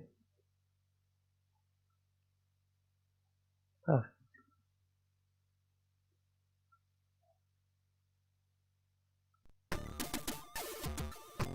Love the music already. How awesome is that? Sounds better infused than in the browser.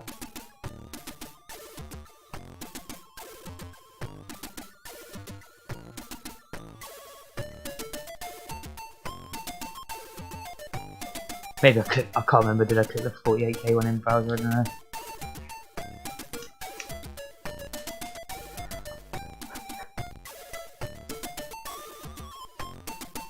Yeah, it is well recent. This some point in 2018 it says it was released. They're well into the spectrum in Russia, isn't they? Aren't they? Oh, I'm getting an alert. YouTube is not receiving enough video to maintain smooth streaming.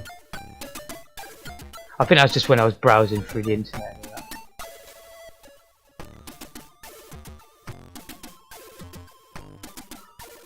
I wish it would shut up with that message. Okay, fire doesn't work. I'll have to mess around with this. Oh, of course, this ain't fused anyway, it's stealth.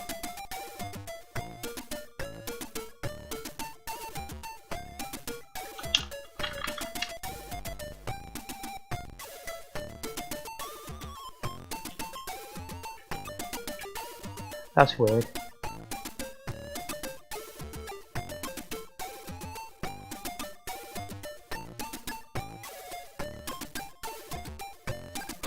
This Z80 Stealth was perfect for me before, but I'm going to try Fuse.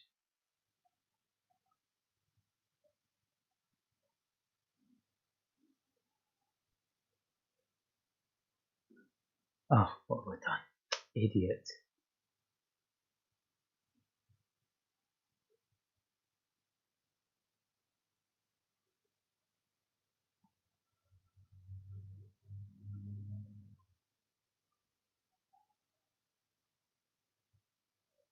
I've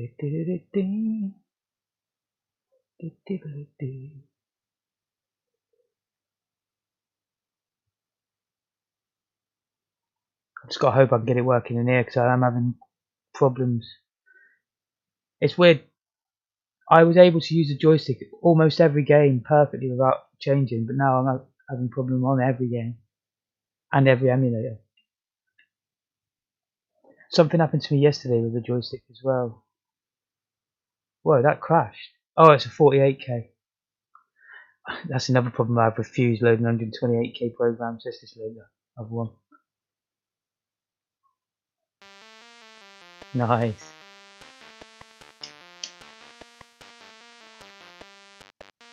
That's brilliant.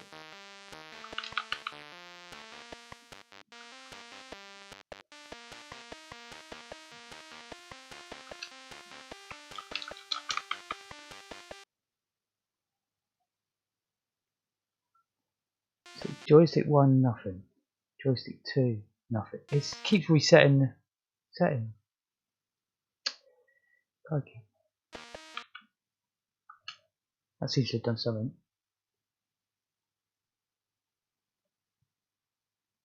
Retro Souls from Siberia with Love. Oh, I've seen this actually. Nice.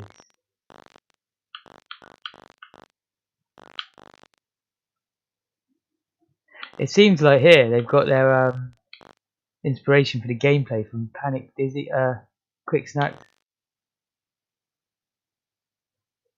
the bonus stage, but they sped it all up and made it much more cool.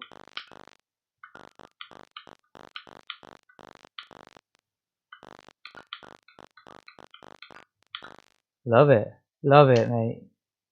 Good choice of game as well, because I can play this one at my own pace. That's what I like about it.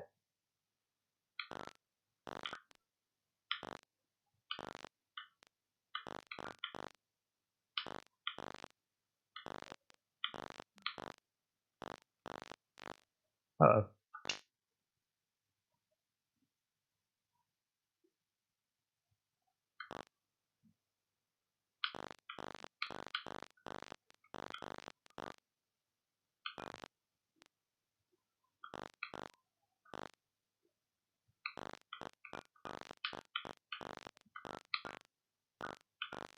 nice. Yeah, see, he's made a small screen buffer here, hasn't he? He's only using like the center part,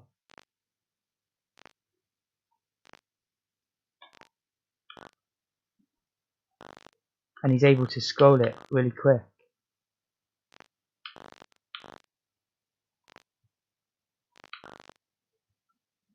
He's definitely using that 8x1 thing, isn't he? Because otherwise you wouldn't be able to scroll the colours so neatly. As far as I can tell. How can I get past this?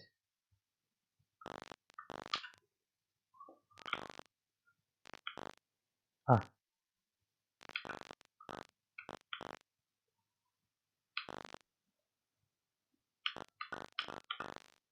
I love it.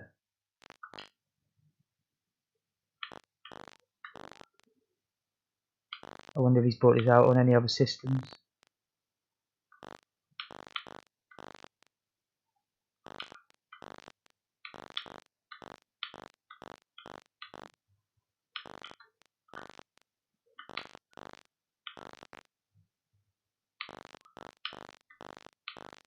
I love it, man.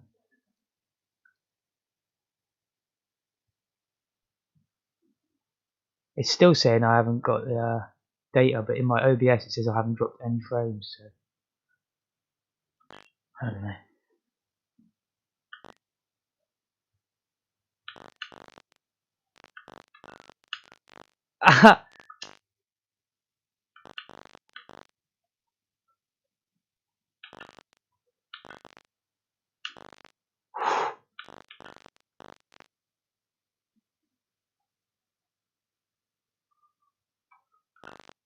Don't know how to get past this.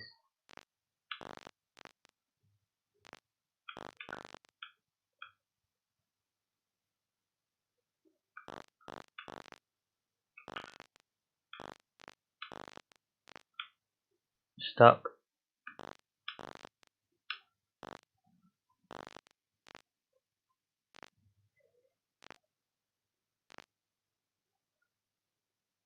I hope it. One day I'd love to be able to read source code from games like this and understand it. That'd be so good. Because he seems like. It seems to me if someone was going to make a specky game nowadays, why not just release the source code for it? Like, I reckon there's more to gain from doing that in actual terms of recognition and just noticeability from people online. Maybe there's a market for selling this closed code. Obviously, he could use this to make other games as well.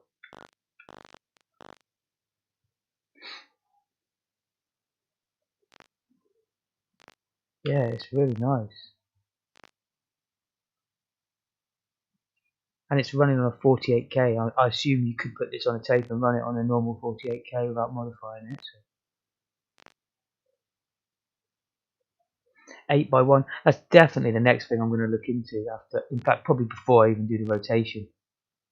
Because with the double buffering, it will allow us to do this scrolling. But if we tried to do colours like that, we'd find that the colours would stay where they are, if you know what I mean, until it reaches the whole character cell, and then it would nudge up, which would look alright, you know. He's only really used it on them laser beam shooting things, hasn't he? Everything that, well, and a coin, I guess. But like the red bricks, obviously, are just red the whole. Oh, what was on there? I'm completely dead here, anyway.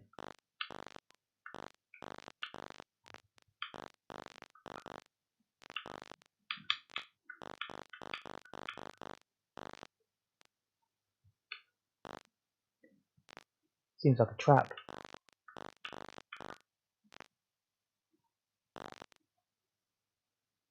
Is there some way to nudge that blue thing?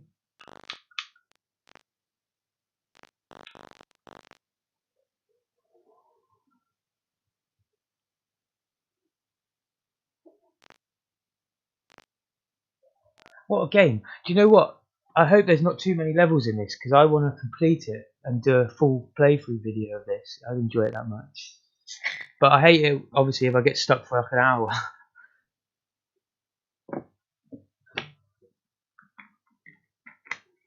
Yeah. How do you get over to the other side? I've tried what I think is everything. Because of course you can't stop halfway mid-run. There's no way of doing like a wall bounce. So it's either this corner. There's literally nothing. I mean, this guy over here. Oh, hang on. Oh, I had to press the fire button. I thought he was an extra life. I bet people who know the game are screaming and then thinking, what a fucking noob. What a noob. Oh, we've got to get the other one home. That's brilliant.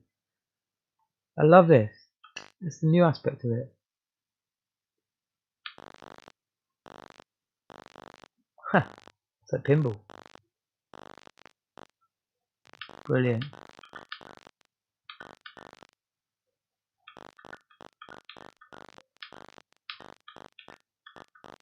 I love it. Speedrunning this would be cool as well. I'd love to see someone speedrun this. I might do a speedrun when I've completed it. Get the world record until someone decides to take it off me. Unless someone's already done it. I have to find out. I'll complete it first. But I never do.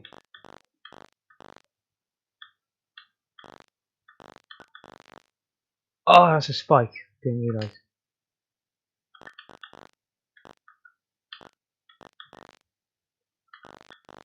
Oh, I'm screwed.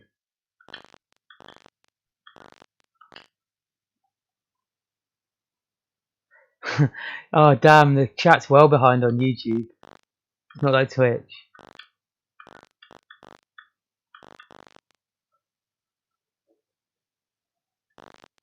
It's obviously my internet. Oh, that was stupid.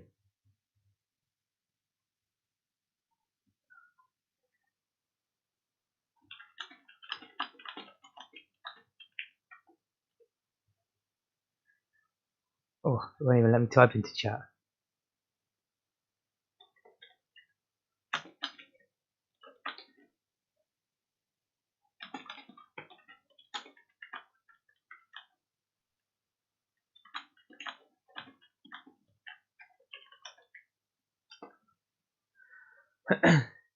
Yeah, I've just typed into chat now to say I'll end the stream quite soon. Because I think it's like a couple of minutes behind, so I wouldn't want to. I don't know, maybe it wouldn't matter, but I didn't want to send it without saying that.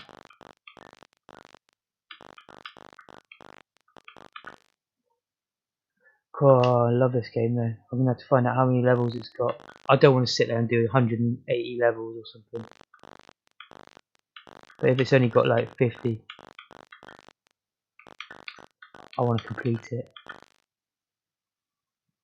In fact, before I go, I'm gonna look that up and then that'll be the end.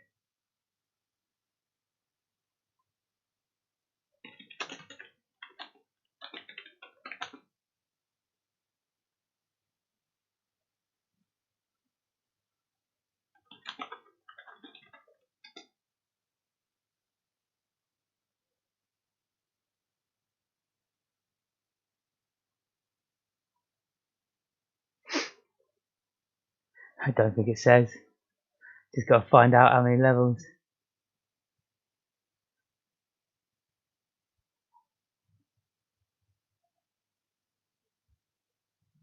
That's flipping hilarious.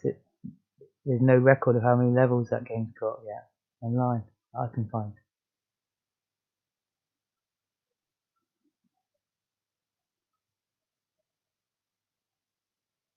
Right, I've enjoyed yet again streaming to you guys. I really enjoy it. I'm gonna go away, chill out for a little bit. It's absolutely baking here, and then I really want to break the back of that double buffering on the ZX Spectrum. So I'm probably gonna fiddle with it this evening and come back late this evening live on Twitch, and then I'll upload that to YouTube. But I might try just doing it live on YouTube. We'll see. We'll see. It doesn't seem to work quite as well actually in terms of the streaming performance. But that said, I'm doing encoding in the background. That's just less than halfway complete, so got a good few hours left on that. Damn it, then I've got to upload it. Yeah, thank you for being with me in the chat. Most enjoyable. Be back this evening.